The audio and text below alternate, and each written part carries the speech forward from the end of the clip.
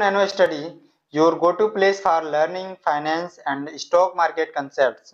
I am Dharmender Singh and today we will be diving into two important concepts, higher high, higher low pattern and Dow theory. Let's understand how these can help in analyzing stock trends. आज हम बात करने जा रहे हैं stock market के दो ऐसी कंसेप्ट्स की जो आपके ट्रेडिंग और इन्वेस्टिंग को एक नई दिशा दे सकते हैं। हायर हाई और हायर लो के बेसिक से लेकर डाउ थ्योरी की एडवांस एनालिसिस तक ये वीडियो आपको मार्केट के ट्रेंड्स समझने में मदद करेगा और आपके फाइनेंशियल डिसीजंस को और भी पावरफुल बना देगा। तो अगर आप स्टॉक मार्केट में सक्सेस पाना चाहते हैं तो ये वीडियो आपके लिए एक गेम चेंजर हो सकता है। चलिए शुरू करते हैं। सबसे पहले बात करते हैं हायर हाई और हायर लो के बारे में। ये टर्म्स स्टॉक मार्केट के प्राइस सेक्शन का एनालिसिस करने के लिए यूज होता है। सिंपल शब्दों में अगर किसी स्टॉक का प्राइस ऊपर जाते वक्त अपने प्रीवियस हाई को तोड़कर और भी ऊपर जाए तो उसे कहते हैं हायर हाई। उसे कहते हैं कि हायर हाई बन रहा है, मतलब मार्केट में बुलिश ट्रेंड है, यानी प्राइस बढ़ने के चांसेस ज्यादा हैं। देखिए यहाँ पे हायर हाई बना है, इस हाई को तोड़ के और भी ऊपर गया है मार्केट, इस हाई को और तोड़ के और ऊपर गया है, तो इसको हम लोग क्या बोलेंगे, अप ट्रेंड बोलेंगे, यानी मार्केट ऊपर जाने की संभावना है। और जब स्टॉक का प्राइस गिरकर अपने प्रीवियस लो से नीचे नहीं जाए तो उससे हम बोलेंगे हायर लो बन रहा है। ठीक है, ये भी एक पॉजिटिव साइन होता है क्योंकि ये बताता है कि प्राइस अपना लोवेस्ट पॉइंट तक नहीं गिरा।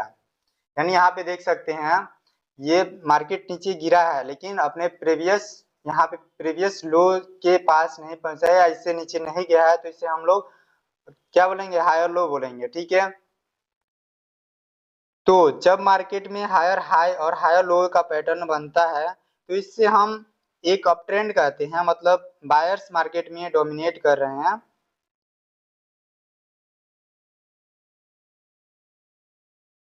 अब बात करते हैं दाओ थ्योरी की। चार्ल्स दाओ ने इस थ्योरी को डेवलप किया था जो स्टॉक मार्केट के ट्रेंड्स को समझने के लिए फ्रेमवर्क प्रोवाइड करता है।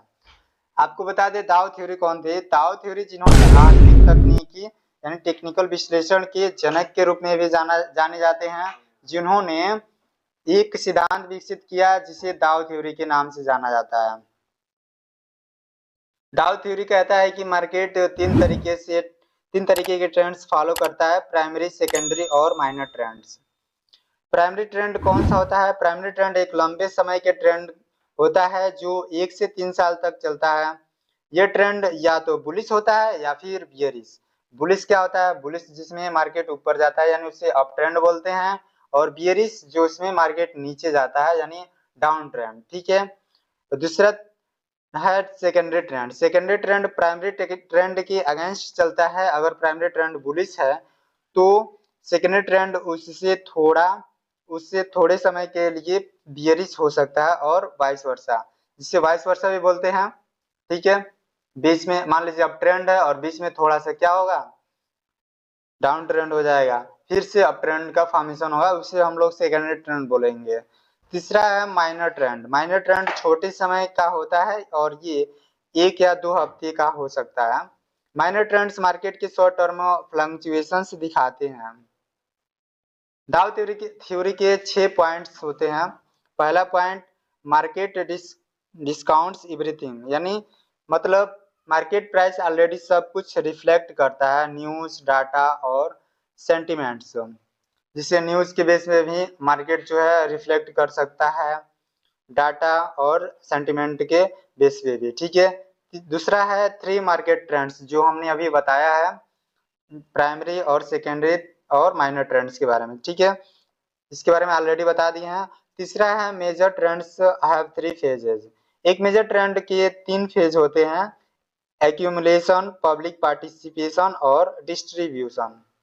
चौथा है इंडेक्स कन्फर्म ईच अदर, यानी डाउ थ्योरी कहती है कि अगर एक इंडेक्स में बुलिश या बियरिश ट्रेंड है तो दूसरे इंडेक्स को उस ट्रेंड को कंफर्म करना चाहिए। पांचवा है वॉल्यूम कन्फर्म्स ट्रेंड्स। वॉल्यूम भी ट्रेंड को कंफर्म करता है। अगर प्राइस बढ़ रहे हैं, वॉल्यूम भी ज्यादा है, तो ये एक स्ट्रॉन्ग ट्रेंड का इंडिकेशन है।